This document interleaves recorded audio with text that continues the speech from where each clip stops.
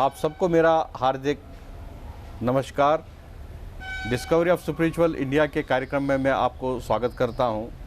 ये कार्यक्रम एक बार फिर हरिद्वार के पावन धरती से हम कर रहे हैं और हमारे साथ आज चर्चा में जो चर्चा रहेगी योग और इसके बहुत सारे बेनिफिट्स, इस पर बातचीत करने के लिए हमारे साथ ऋषिकेश से आए हुए योगाचार्य स्वामी योगीराज करणपाल जी हमारे साथ जुड़ चुके हैं। मैं स्वामी जी का अभिनंदन करता हूं, हार्दिक स्वागत करता हूं और धन्यवाद भी देना चाहता हूं। स्वामी जी, आप हमारे साथ आए और इस कार्यक्रम को हमारे साथ आप कर रहे हैं। स्वामी जी, सबसे पहले तो यही हम बातचीत करेंगे कि आप योगा के इस क्षेत्र में कैसे आए, किस तरीके से, कौन रहे आपके गुरुदेव, कौन थे और कैसे आए, तो हमारे दर्शकों को आप अपने बारे में थोड़ा बता दीजिए।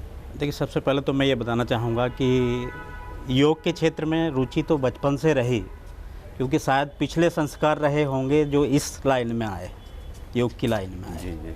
और बचपन से ही हमको अच्छी तरह से ध्यान है, जब हम तीसरी क्लास में पढ़ते थे तब से ही योग के आसन करने की बहुत इच्छा होती थी, बहुत रुचि होती थी और कई बार किताबों में देख करके अभ्यास करते भी थे। जी जी। उसके बाद हमारे गुरु ब्रह्मचारी विश्वपाल जयंत जी, जिनको आधुनिक भीम की उपाधि भी मिली हुई है राष्ट्रपति जी से, तो उनके सानिध्य में आए, उनके कुछ प्रोग्राम इस तरह के देखे तो योग के प्रति हमारा जो आकर्षण था वो और ज़्यादा बढ़ता गया। किस एज से आपने शुरू किया? आसन तो लगभग आप मान लीजिएगा कि जब हम 7-8 साल के थे तब से योगासन का अभ्यास किया करते थे। जी जी। और उसके बाद साधु संतों के पास बैठना बहुत अच्छा लगता था, उनकी बातें सुनना बहुत अच्छा लगता था, तो धीरे धीरे बस ये रुचि डेवलप होती चली गई। उसके बाद जब हम गुरु ब्रह्मचारी विश्वपाल जयंत जी के सानिध्य में आए तो फिर प्रॉपर तरीके से इस अभ्यास को ऋषिकेश में ही आपने शिक्षा प्राप्त की?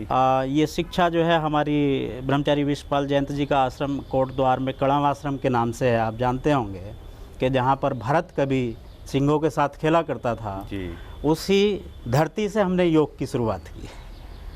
वहीं से सीखे आप? वहीं से सीखे जो है। उसके बाद अनेक साधु संतों के सानिध्य में आए, जहाँ से जो मिलता गया वो ग्रहण करते चले गए।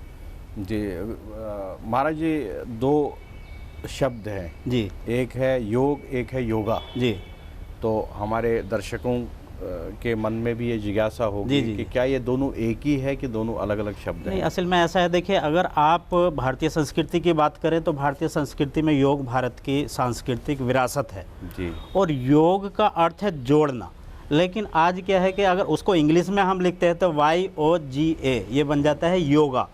दूसरा, आज योग को लोगों ने खाली एक्सरसाइज के रूप में ले लिया है जी, जबकि योग एक ऐसा आध्यात्मिक पहलू है कि जिससे हम अपने जीवन को बना सकते हैं, अपने जीवन को व्यवस्थित कर सकते हैं, अपने शरीर के साथ साथ अपने मन और अपनी आत्मा की जो एक सच्चाई है उसको हम जान सकते हैं, क्योंकि योग का अर्थ ही यह है। इसलिए योग में भी कहा कि योगस चित्तवृत्ति निरोधः, अर्थात मन की चंचलता को समाप्त करके अपने स्वरूप को जानना, अपने आप को जानना ही योग है।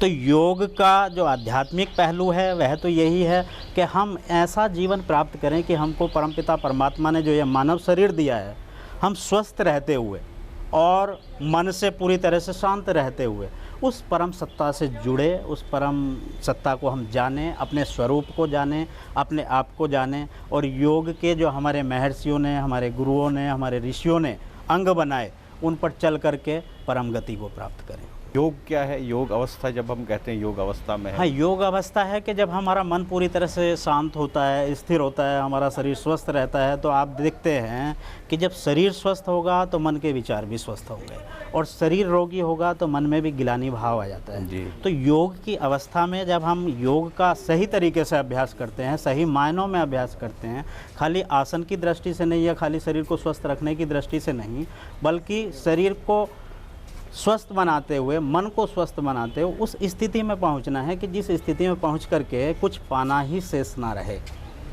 उस अवस्था में जब योगी पहुंचता है तो वही देखा जाए तो एक आनंद की अवस्था होती है, एक स्थिरता की अवस्था होती है, और उसको प्राप्त करने के लिए ही योग का सब अभ्यास ये किया जाता है। योग के अंग जितने भी बनाए गए हैं वह भी सब इसीलिए बनाए गए हैं ताकि हम धीरे धीरे उन अंगों पर चलते हुए और उस परम गति से जुड़े, उस परम सत्ता से जुड़ें।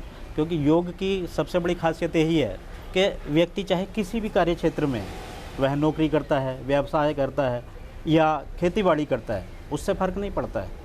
ज़रूरत है कि अपने आप को व्यवस्थित करते हुए, अपनी दिनचर्या बनाते हुए और योग के अंगों पर चलने की। तो योग की सबसे बड़ी खासियत यह है कि आप चाहे किसी भी फील्ड से हैं, लेकिन फिर भी आप अपने शरीर को स्वस्थ बनाते हुए, अपने मन को स्वस्थ बनाते हुए और संसार के सारे कार्य करते हुए आप उस परम सत्ता से जुड़ सकते हैं, अपने स्वरूप को जान सकते हैं। तो जैसे योग में तो बहुत सारे आसन हैं महाराज जी, ये तो शारीरिक कसरत कहिए आप, जिससे हम आसन करते हैं बहुत सारे जी। और योगा के लिए भी कसरत है हमारे मन के लिए कि वो कोई और? योगा तो शब्द आजकल वैसे लोगों ने बना लिया है। अच्छा, है योग लेकिन है तो योग ही। और योग का अर्थ जैसा मैंने अभी बताया कि योग का अर्थ है जोड़ना। जोड़ना मीन्स कि हमने अपनी शक्तियों को जोड़ना है, अपनी एनर्जी को जोड़ना है। अब परमपिता परमात्मा ने हमारे शरीर में इतनी एनर्जियाँ दे दी है, इतनी शक्ति दे दी है कि जिसकी हम कल्पना भी नहीं कर सकते। लेकिन क्या है कि वह सारी की सारी बिखरी हुई है, इकट्ठा नहीं है, और हम उसको जान भी नहीं पाते हैं। उसका परिणाम क्या होता है कि हम बाहरी दुनिया की तरफ ज़्यादा भागते हैं और बाहर सुख ढूंढने की कोशिश करते हैं, शांति ढूंढने की कोशिश करते हैं। लेकिन फिर भी आप देखें कि बाहर ना तो सुख मिलता है और ना ही शांति मिलती है। हमने ऐसे ऐसे लोगों को देखा कि जिनके पास पैसा अथाह है, जिनके पास सुख सुविधाएं अथाह है, कोई सीमा नहीं है, लेकिन फिर भी दुखी हैं, फिर भी परेशान हैं। जी जी। तो सुख, शांति, आनंद तो अंदर से आएगा। तो मुख्य चीज़ क्या है कि जब परमपिता परमात्मा ने हमको ये मानव शरीर दिया है, तो हमारा उद्देश्य बनता है कि हम इस मानव शरीर, ये हमारा एक साधन है जो परमपिता परमात्मा ने हमको दिया है। लेकिन इस मानव शरीर को पा कर के अगर हम अपने आप को नहीं जान पाए या परमपिता परमात्मा से नहीं जुड़ पाए, तो फिर मानव जीवन का उद्देश्य पूरा नहीं होता है। पूरा नहीं होता है। और मानव जीवन का असली उद्देश्य यही होना चाहिए कि हम कर्म तो शरीर से करें, लेकिन मन से उस परमपिता परमात्मा के साथ जुड़ जाए। जी। तो अभी तक महाराज श्री ने योग और योगा पर रोशनी डाली और ये कहा कि ये मॉडर्न टाइम्स में तो योगा हो चुका है, एक्चुअल में ये एक ही शब्द है, योग। और दोनों का यही है कि हम परमपिता परमात्मा से जुड़ जाए अपने शरीर के द्वारा, अपने मन के द्वारा। ऐसी हम स्थिति पैदा करें जिससे हमें परमात्मा के तरफ ज़्यादा रुचि बढ़ती रहे, ये योग है। महाराज जी, कुछ अभी आज का जो टाइम है, मॉडर्न युग है, लोगों के पास समय भी ज़्यादा नहीं रहता है। बिल्कुल। तो इतने कठिन आसन करना भी संभव नहीं है, और सवेरे उठ के आसन करना और फिर उस पर चलना, फिर बहुत सारे आपने जो निर्धारित किया होगा, बिल्कुल, तो उस पर भी चलना एक कठिन सा काम लग रहा है। और यूथ तो टाइम नहीं है, जैसे बड़े मेट्रो सिटीज़ है जी, लोग सवेरे 6 बजे निकल जाते हैं, 7 बजे ड्यूटी के लिए निकल जाते हैं, रात को लेट आते हैं और ऑफिस में ज़्यादा रहते हैं। तो किस तरीके के आसन करें, वो कैसे आसन करें जिससे उनका स्वास्थ्य भी अच्छा रहे जी, उनका काम भी चलता रहे। देखिए, आपने बहुत ही सुंदर प्रश्न किया है और इसके लिए मैं कहना चाहूँगा कि योग में क्या है कि योग में आसन तो बहुत है, लगभग 84 लाख आसन योग में है। 84 लाख। अब उन आसनों को करने के लिए तो पूरा जीवन भी काम है, पूरे जीवन में भी आप उनको नहीं कर पाएंगे। फिर आसान आसन भी हैं और कठिन आसन भी हैं, क्योंकि आसनों की भी अलग अलग स्टेज है। लेकिन शरीर को जहाँ तक आज की इस भागदौड़ भरी ज़िंदगी में स्वस्थ रखने का सवाल है, उसके लिए योग में कुछ गिने चुने आसन हैं जी जी जी, जो संपूर्ण आसन है। जैसे सूर्य नमस्कार आसन है। सूर्य नमस्कार आसन के यदि आप 10-12 राउंड कर लेते हैं प्रतिदिन, तो मैं समझता हूं कि सूर्य नमस्कार आसन के 10-12 राउंड करने के लिए आपको ज़्यादा से ज़्यादा 10 या 15 मिनट का समय लगेगा जी। और 10-15 मिनट में ही शरीर से पसीना निकलने लगता है, यदि आप सही तरीके से सूर्य नमस्कार आसन का अभ्यास करते हैं। उसके साथ साथ कुछ आप प्राणायाम का अभ्यास कर लेते हैं। तो प्राणायाम के अभ्यास से क्या होता है कि हमारी जो प्राणिक एनर्जी है या जो हमारी प्राण ऊर्जा है, उसका आप बैलेंस बना लेते हैं। जब आपके शरीर का रक्त संचार ठीक हो जाता है आसन के द्वारा, सूर्य नमस्कार के द्वारा और प्राणायाम के द्वारा, जो प्राणायाम की कुछ खास क्रियाएं हैं उनके द्वारा आप जब अपने प्राणिक एनर्जी का एक बैलेंस बना लेते हैं, तो शरीर के जो विकार हमारे शरीर में रुक रहे थे, वो विकार शरीर से दूर हो जाते हैं। और जब शरीर से विकार दूर होते हैं तो नेचुरल है कि हमारी जो रासायनिक क्रिया शरीर में चल रही है वह व्यवस्थित होने लगती है जी। जब रासायनिक क्रियाएं व्यवस्थित होती हैं तो हमारी जो अल्फा तरंगें हैं वो बढ़नी चालू हो जाती है। और जैसे जैसे हमारी अल्फा तरंगें विकसित होती चल जाती है, वैसे वैसे हमारा मानसिक तनाव भी दूर होता है और हमारे अंदर एक आत्मविश्वास पैदा होता है। योग का उद्देश्य भी यही है कि जब आप आसन करते हैं या प्राणायाम करते हैं, और पूरे मानसिक भाव के साथ करते हैं तो उससे आपके अंदरूनी अंग भी मजबूत होते हैं, साथ ही आपकी रक्त नलिकाएं साफ होती हैं और जो विकार शरीर के भीतर रुक रहा है वह विकार धीरे धीरे दूर होता चला जाता है और शरीर स्वस्थ बना रहता है।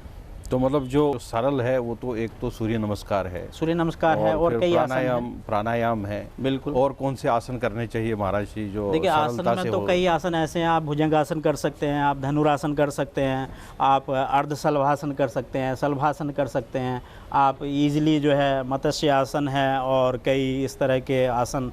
जब इन आसनों का अभ्यास करते हैं तो हमारी जो बैकबोन है वह भी लचीली बनी रहती है और स्ट्रॉन्ग बनी रहती है।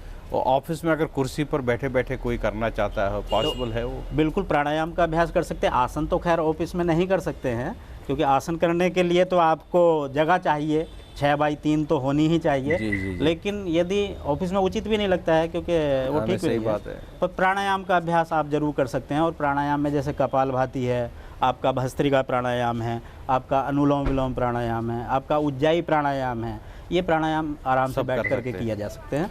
जी महाराज जी, उसमें जैसे हम योग की बात करें जी, तो जब हम योग करते हैं तो क्या खाली पेट योग करना चाहिए? जैसे बहुत सारे लोग कहते हैं कि खाना खाने के बाद में योग नहीं करना चाहिए, पानी पीने के बाद योग नहीं करना चाहिए, तो ये सत्य है? हाँ, ये बिल्कुल पूरी तरह से सत्य है। और योग का अभ्यास खाली पेट ही करना चाहिए क्योंकि जब हमारा पेट खाली होता है तो हम सही तरीके से अभ्यास कर लेते हैं। सपोज करो चाहे आप आसनों का अभ्यास कर रहे हैं तो आसनों में क्या होता है कि आप अपने शरीर को आगे पीछे दाएं बाएं मोड़ते हैं, खिंचाव देते हैं। जब आप खिंचाव देते हैं तो आपकी आंतों के ऊपर भी दबाव पड़ता है। बिल्कुल। यदि आपकी आंतें भरी हुई होंगी तो दबाव पड़ने से उनके फिर साइड इफ़ेक्ट पैदा होंगे। और यदि आपका पेट साफ है, आपकी आंतें पूरी तरह से खाली हैं, तब आप योग का अभ्यास करते हैं तो हमारे अंदरूनी अंगों के ऊपर जो दबाव पड़ता है तो उससे हमारे अंदरूनी अंग एक तरह से पूरे विकार मुक्त हो जाते हैं और उनकी जो कार्य क्षमता है वो धीरे धीरे बढ़ जाती है। ऐसे ही प्राणायाम का अभ्यास करते हैं तो प्राणायाम का अभ्यास भी खाली पेट ही ज़रूरी है क्योंकि खाली पेट आप अभ्यास करेंगे तो आपकी पूरी इंटरनल बॉडी की एक तरह से एक्सरसाइज भी हो रही है और साथ ही जो आपकी प्राणिक एनर्जी है वो दौड़ भी रही है। यानी प्राणायाम, प्राण प्लस आयाम, प्राण का विस्तार करना है, प्राण को बढ़ाना है, प्राण को सूक्ष्म बनाना है। तो प्राणायाम से क्या होता है कि हमारे जितने भी अंदरूनी अंग होते हैं वो भी सब एक तरह से साफ़ हो जाते हैं, शुद्ध हो जाते हैं और उनकी जो कार्य क्षमता है वो पूरी तरह से बढ़ जाती है। और जैसे दीपक में हम तेल डालते हैं उस तरह से ये मान लीजिएगा कि प्राणायाम से हम अपने शरीर में उस तेल को डाल रहे हैं, उस एनर्जी को डाल रहे हैं जिससे हमारी प्राण एनर्जी धीरे धीरे विकसित होती है, बढ़ती है।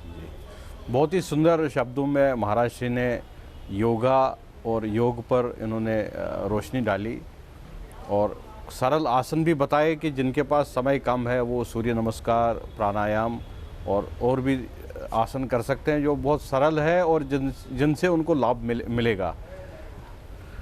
यहाँ पर हम एक छोटे से ब्रेक के लिए रुकते हैं और ब्रेक के बाद में महाराज श्री के साथ में और हम चर्चा करेंगे।